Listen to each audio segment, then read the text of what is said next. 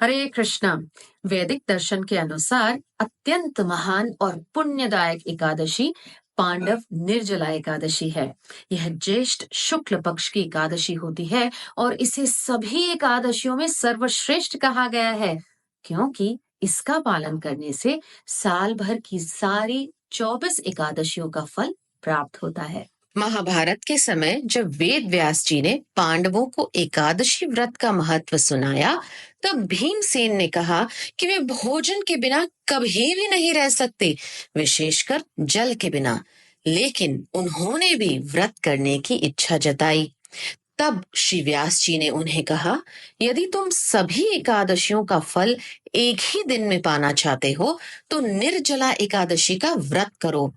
उस दिन जल का ग्रहण न करो। भीमसेन ने यही किया और यह एकादशी भीम एकादशी या पांडव निर्जला एकादशी के नाम से प्रसिद्ध हुई।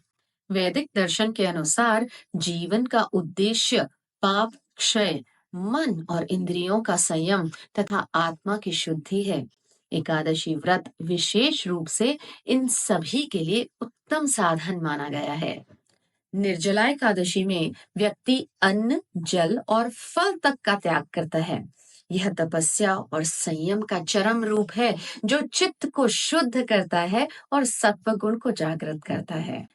पद्म पुराण के अनुसार एकादश्यम निराहारो यो भवेद भक्ति संयुक्तः सर्व पाप विनिर्मुक्तः विष्णु लोके महीयते।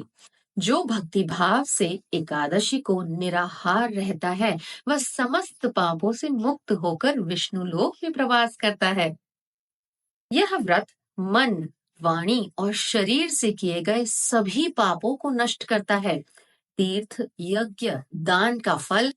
वैदिक मान्यता है कि जो लाभ गंगा स्नान, हजारों गोदान, यज्ञों द्वारा प्राप्त होता है, वह सब अकेले इस एकादशी व्रत का पालन करने से मिलता है। भगवान विष्णु इस व्रत से अति प्रसन्न होते हैं और भक्त को अपने धाम की प्राप्ति कराते हैं। आइए अब संक्षेप में इस व्रत की विधि को जानते हैं। दशमी को संयम से भोजन करें और एकादशी के दिन पूर्ण उपवास बिना जल ग्रहण किए करें। दिन भर विष्णु सहस्त्रनाम, हरिनाम संकीर्तन और श्रीमद् भगवत गीता का पाठ करें। रात्रि में जागरण कर प्रभु का स्मरण करें। द्वादशी को ब्राह्मण या जरूरतमंद को भोजन करवाकर ही व्रत का पारण करें। आप सबकी एकादशी मंगलमय हो। हरे कृष्णा।